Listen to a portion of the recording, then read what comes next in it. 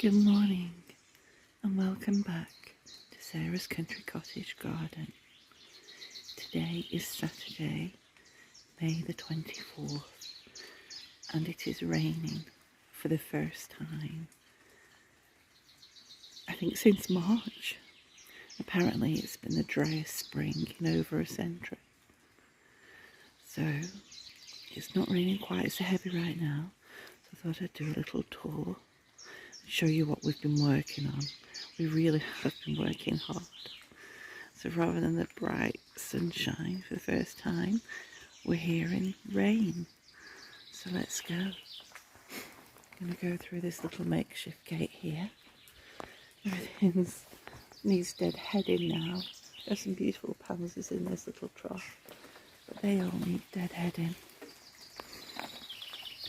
Might end up quite wet. Let's just lift this over and take you through. So I'm going to get wet by the the raven's wing that looks like the cow parsley. That's going to wet me through. So little auriculas are all over and done with now for another year. And this is our fruit bed. And what I'm wondering, because there is no protection over this fruit bed, it's all full of strawberries at the base. You can see here, we've got a few, and the blackbirds love them. So I'd love to be able to move them. I know I should do it when they're dormant. But can I risk moving them now to our new fruit garden? It is still in work in progress. But some of the bedding pots are certainly growing now and blooming.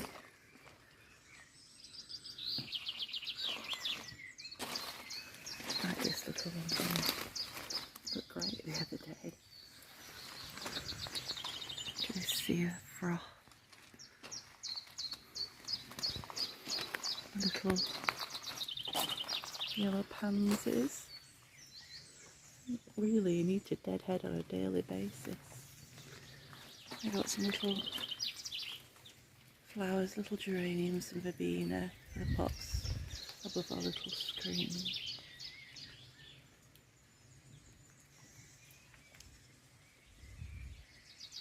Anyway, let me show you what we've been working on.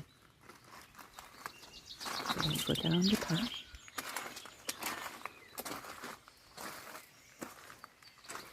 A little singular loop in there.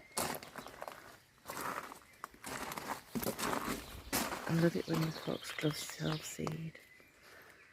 The ones I don't mind seeding are the foxgloves and the verbena, because things easily seed in the gravel, and when they're young and I can recognise them, I will try and pull a lot up and plant them where I need them to be.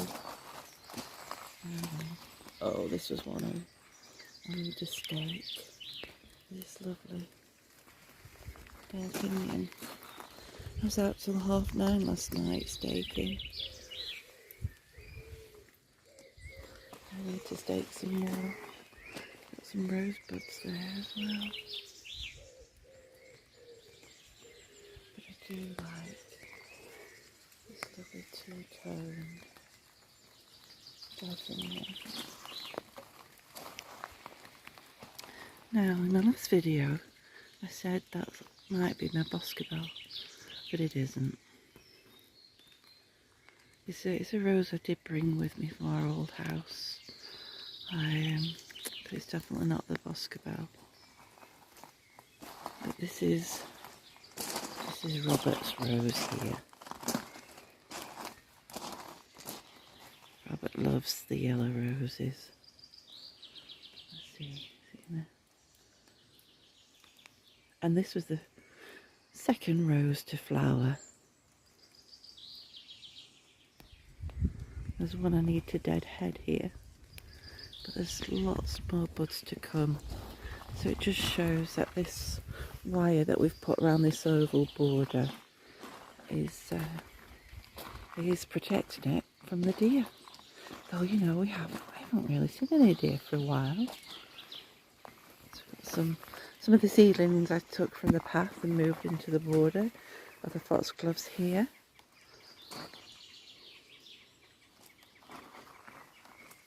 So, last time we came down here, show you the arch. That was all, this was all dirt. So, we've carried on the gravel path and we've been putting this picket fencing up, higher up, across the back. And hopefully the plants will grow and cover the black at the bottom. Anyway, let's go in and I'll show you. So the border ends here and we've got our compost bays, we've got 2. And then we've created this little border here because these, we all know how colossal they're going to grow if they ever do, but they've not grown in 4 years, so they're obviously slow. So meanwhile, I'm going to plant other things around them, like the verbenas and some alchemilla mollis that I've dug out of the gravel paths, and I've put a couple of hollyhocks in. They're a lovely peach, so we'll see how they do, because you know, I have to treat them here like summer bedding. They don't seed here. They certainly never come back. But hopefully they might give us a flower for this year. So yeah, so we've stained this little picket fence. So I'm hoping that eventually we can take this border all the way up. A border of sheer heights. Maybe with a few trees. I'm going to put the liquid amber here, and then I'm going to carve, I'm hoping Robert will help me with that, carve some steps for access.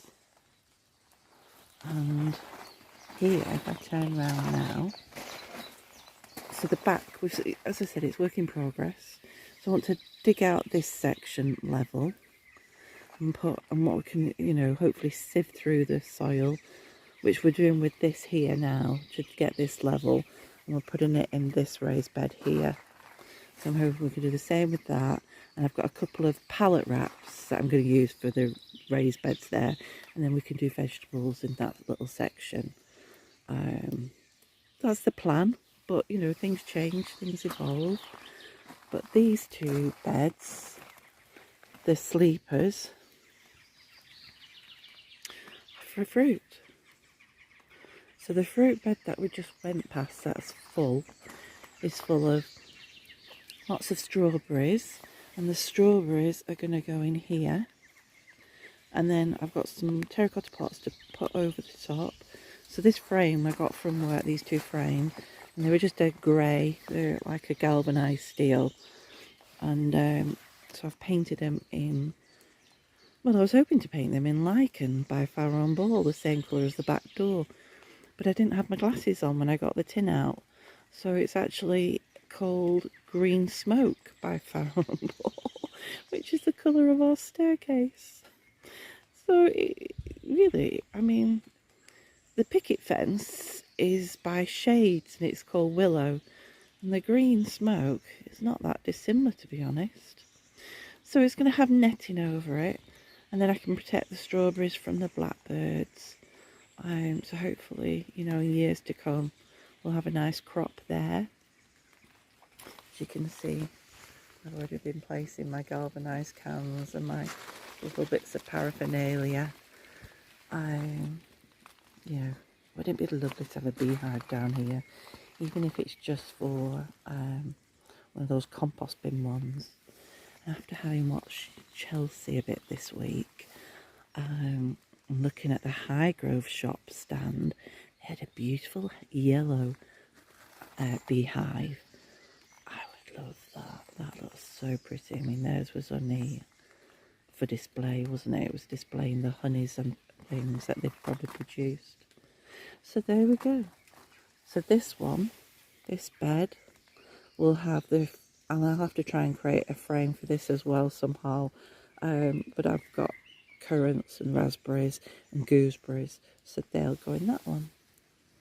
So yeah, what do you think? So it continues the gravel path. There's our arch. There's the cottage in the background. You can just make out there the two little roses that we've got flowering, a little peachy coloured rose there, and there's that yellow rose. There's our pussy willow. We'll carry on going up. We've got wild cherry trees here. And then our hill. So, let's have a lavender. The size of this hosta. It's huge. I really need to divide that.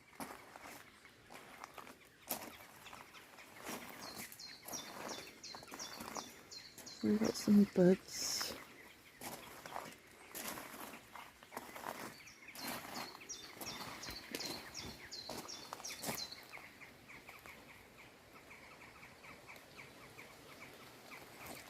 That's lovely, isn't it? I mean, it would be nice to, you know, be strict and have a theme, a colour theme, but we're always on a budget really here, so it's whatever we can get. So this is one of my David Austins, and that's full of buds. And this one here is another David Austin. Oh, let me just open our little, you see, little makeshift gate. And I can show you this rose. Oh no, what's this one? It's not a David Austin one, but it is pretty.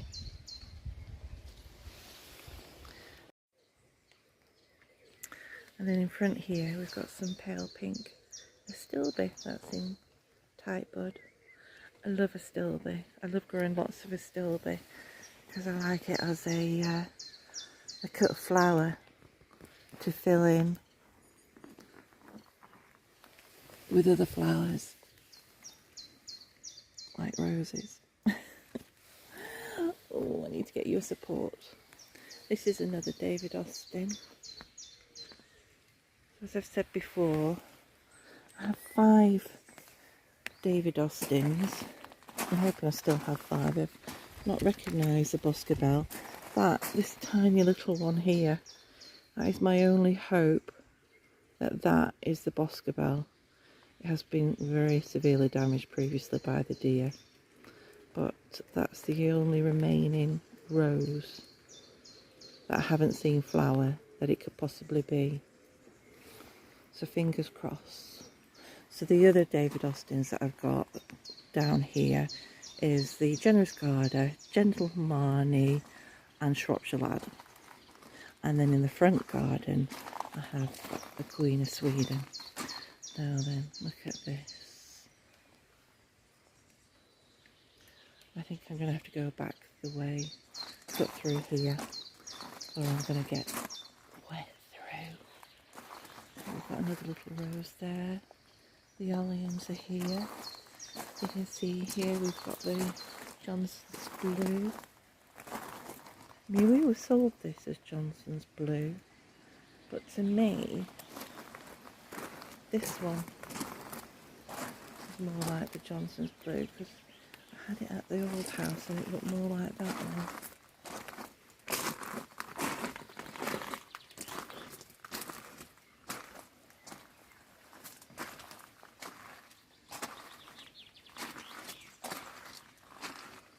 So, now then, these pots are doing well, aren't they? Flanking our edge to our path. But look, so I've got a dahlia here. It's from last year. I can't remember which one. But this is lovely. I love the deepness of this. Astrantia. And then this pale chaos of pink. Aquilegia, which is a self-seeder. And the bees, even in the rain, are still so busy. These foxgloves have self-seeded.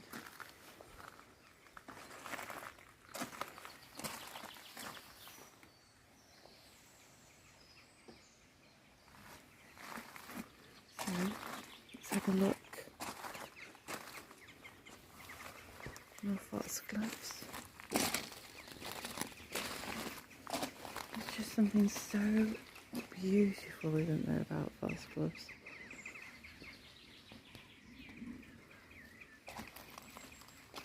I've got another one there. Salvia's coming through. And then here we've got the new border and the new terrace.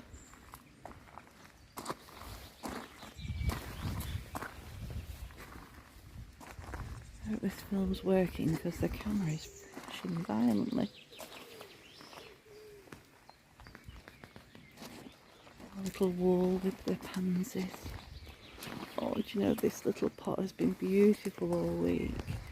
And it needs deadheading now, some of them. We're getting a little trashed by the rain. But the rain, we certainly need it. We really do.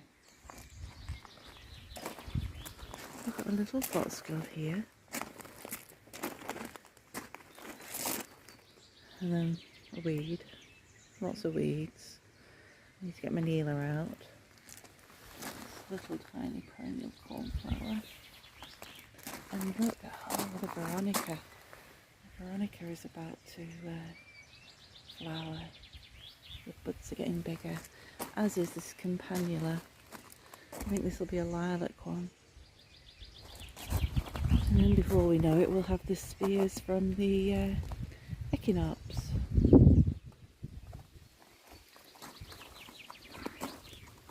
Got another little veronica there.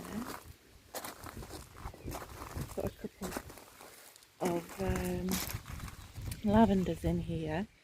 They've got a rose under there. I think it's a new seedling, but I think that Acamilla mollis has overshadowed it.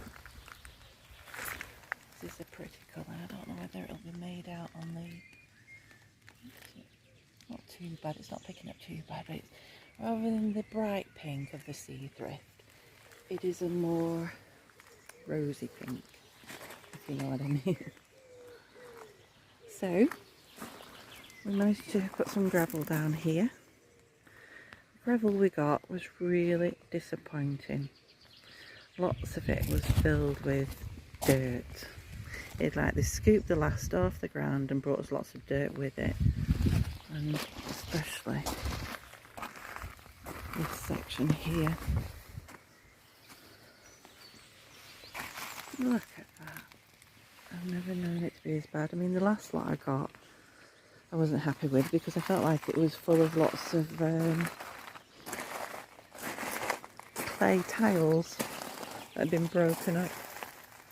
So we've got some delphiniums growing here next to our beach, ready to be planted out, make our beach hedging that we need to extend. And we've got a nice little acer that'll go in the ground one day, and a little pot of summer bedding, and you can see all those beautiful purple alliums have gone to seed now. And I don't know whether I should be deadheading them, because somebody said if I deadhead them, then all the goodness will go into the bowl for next year, which does make sense. We do it for daffodils. But then you're losing the lovely seed heads, aren't you? And the spear shapes of the seed head. So if you know what I should do, should I really be cutting them off? Let me know. So, head down here. So the viburnum that we brought up here, looking a little bit better.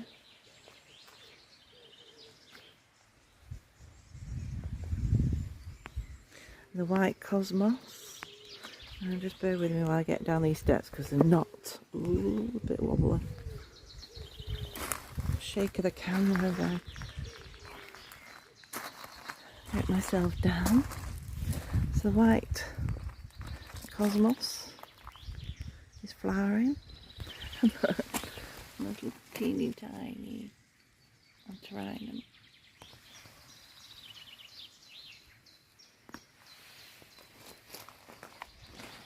Persicaria. I was out last night putting some stakes at the back just to try and hold it upright at the back. So I'm hoping that where we've got plants together they'll support each other. I was out last night in the dark, almost dark, just trying to stake a few things. So, here we are in the south garden.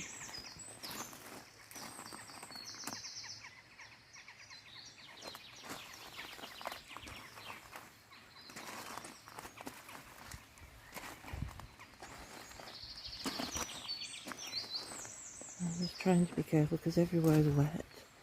And the last thing I want to do is slip and fall. There's lots of new growth on here.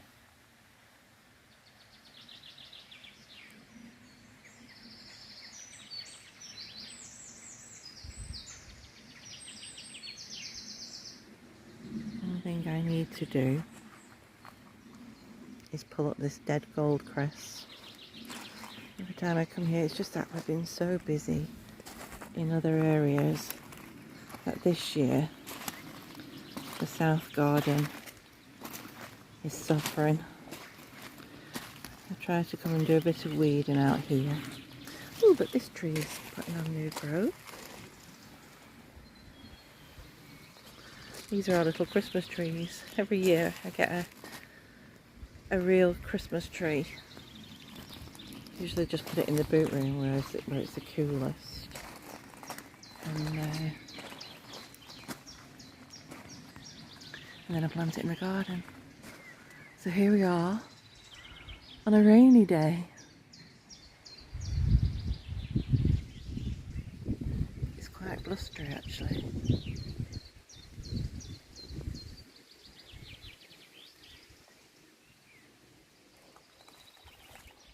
I really need to pull up that dead gold cress.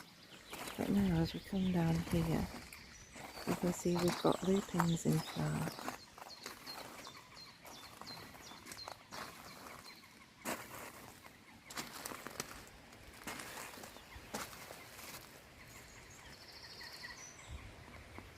The lilac is going over and the laburnum is coming to an end.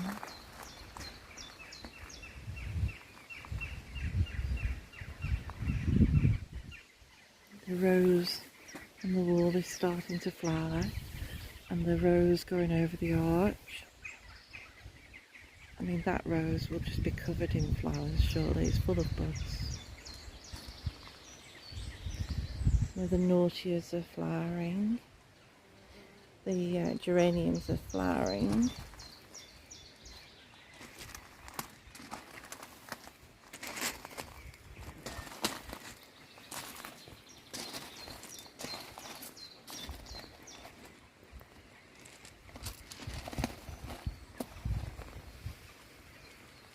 I need to deadhead this, so I'll get lots more.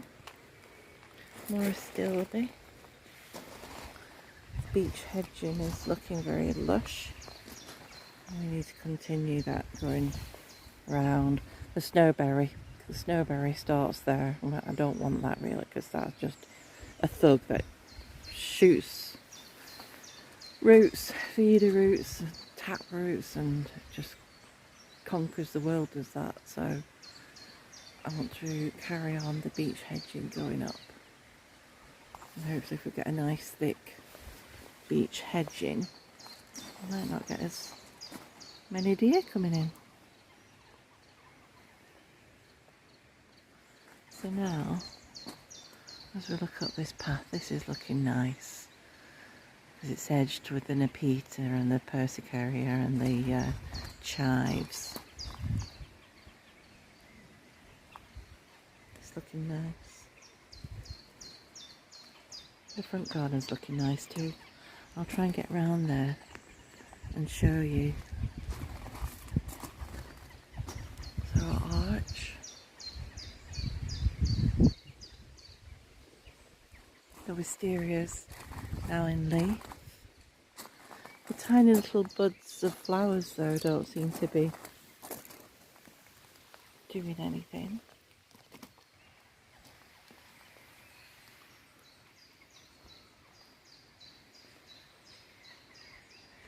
Red campion.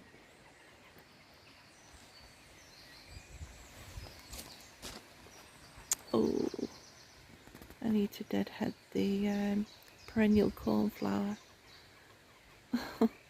The petals have all drooped. That's it, this is now getting to the time of year where you need to dedicate time for deadheading. I don't do the Chelsea chop, especially with the nepeta, because I cut a lot of it for fresh flowers, you know, for in the house. So that's my, that's why I do my Chelsea chop, staking, by cutting them for my roses. So that's the front garden there. It's only a little front garden. But the lupins are looking beautiful. So the wisteria is making its way up.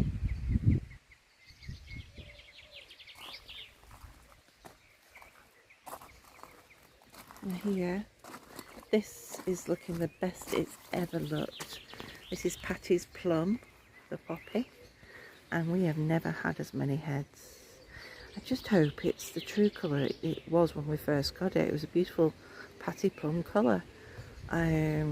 Whereas last year it looked more reddish. So, and then, oh, my beloved Sarah Elizabeth clematis. Just love.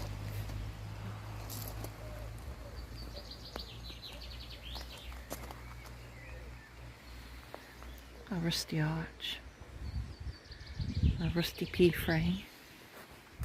Our rusty hairs are disappearing, as is the little rusty robin. And there's our little rusty table and chairs. But the Sarah Elizabeth. So I think this is its third year. And it is, against, you know, for anybody else, it'd probably be 10 foot tall by now.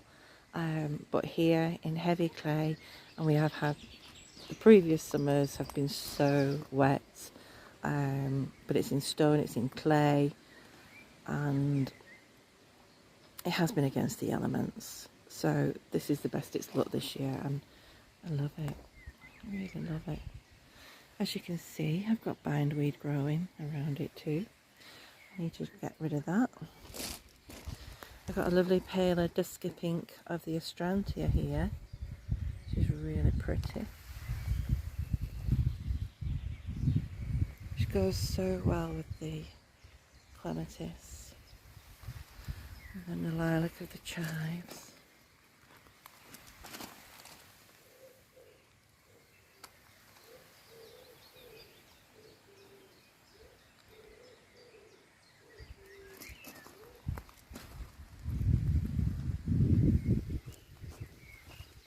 This is all in flower, full of buds now.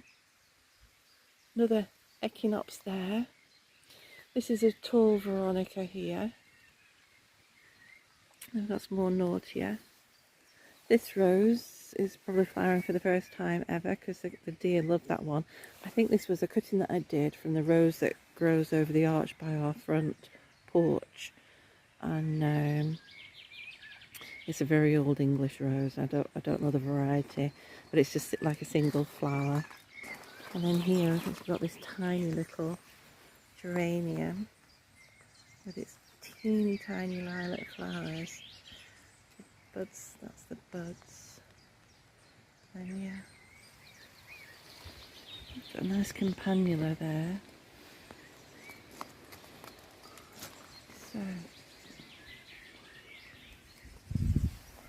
hawthorn. And then this red, orangey red, honeysuckle is now flowering.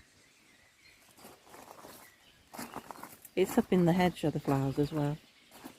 So here we go, we've done a full circle there. Oh, I'm just getting covered in drips off the hawthorn then.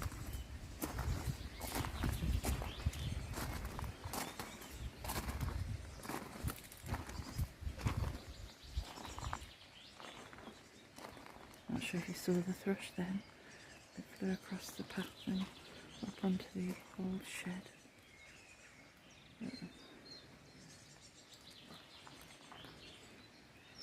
Our little shed. Look at these foxgloves. Little foxgloves. A little pinks. Little pink diantha. Oh look, can you see that bed on the gate?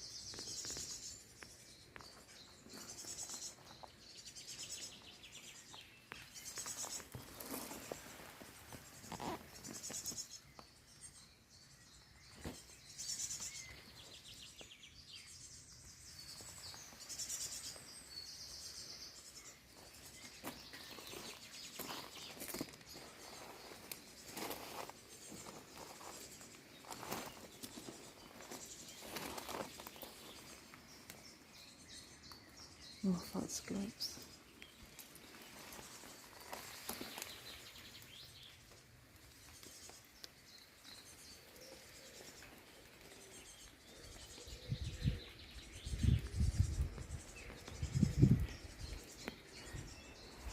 It'll look better in a few months when they take down this horrible green netting and the silver fencing that the builders put up. You know where I am?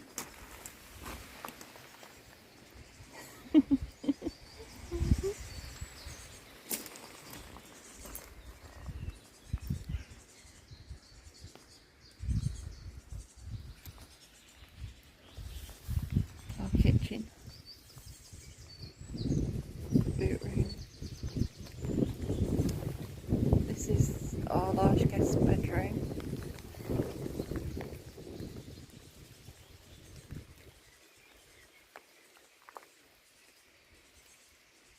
Peter Rabbit. So obviously the fruit garden. Let's open this gate.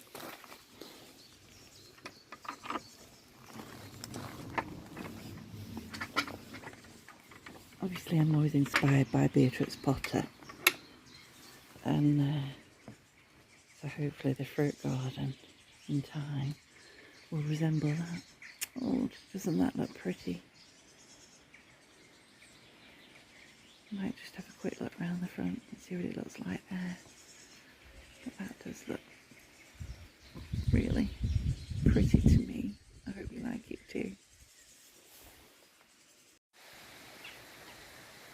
So here I am now on the north end of our cottage, and this originally was a single-storey barn that was extended, and it's here where we drive in. It's our gateway. A little raised bed we created here because this is all rough ground. You can see here it's rough too. I planted in some hydrangea paniculatas. We've got two. There's limelights, and then is it one called Strawberry Fresh, something like that, and foxgloves. I need to put more planting in here. I need to do some weeding under the hydrangeas. And then down here is our little garden to the front of the cottage. It looks beautiful in spring with the spring bulbs and the primulas when there's more light, because right now we have all these trees.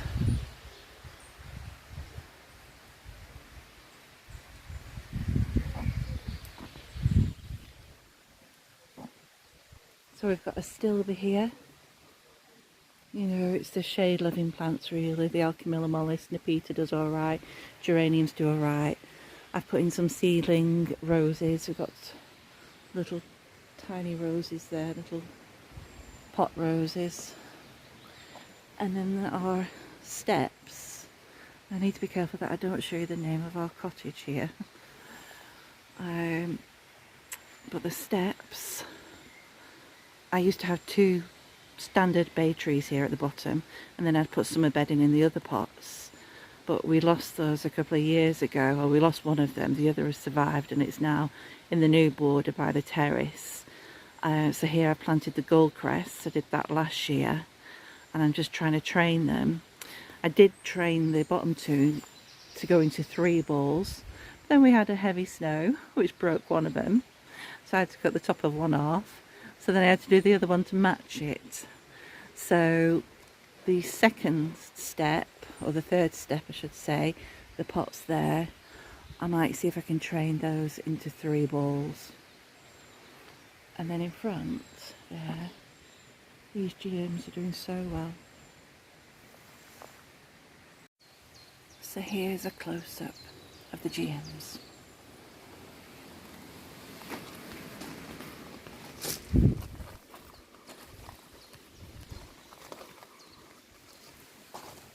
Are you alright? Good morning.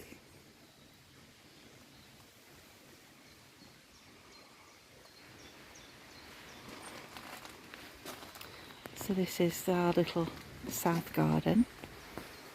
This is the arch. And I need to move our name plaque, so I need to be careful, but you can see we've got lovely rosebuds here. And then what I'm loving this year, as I go under the arch, you can see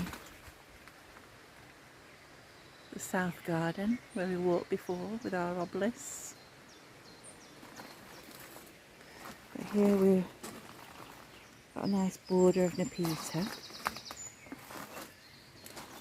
Got some Japanese anemones here. These geums are lovely.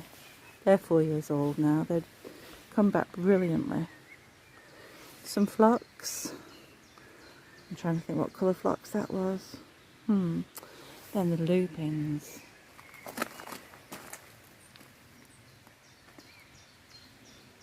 Oh, can you hear the bees? What you probably can hear as well as the birds, is the brook. In front of our house we have a brook. We also have a brook to the at the other end. There's a brook coming down this hill here. So this is the existing picket fence, which is in quite bad state. I'm hoping it'll just last a little longer. This rose is original to the cottage, a very old English rose. It really is quite prolific. It's full of buds. It's going to look stunning in another week or so, depending on the weather. So here, I step onto the soil. You can see my ground elder and my bindweed. I'm trying some buds. So this was, I'm trying not to get the sign for the house, but that's our David Austin Queen of Sweden rose. And then a couple of years ago I did this cutting and it's looking brilliant. There's quite a few buds in here. Oh, struggling with the rain. Look at that. Beautiful. And so I did a few more last year, or this winter, and this one's not doing so bad. That's got a few leaves. I need to restake this delphinium. I'm not sure what's happening with this one. It just deciding to grow really tall. I've never seen a delphinium do that before. But this one's a beauty. So anyway, I'm going to end it there at the front of our little cottage. And I hope you enjoyed this little tour of the updates of our garden. And I will see you again next time. So thank you for watching. Goodbye.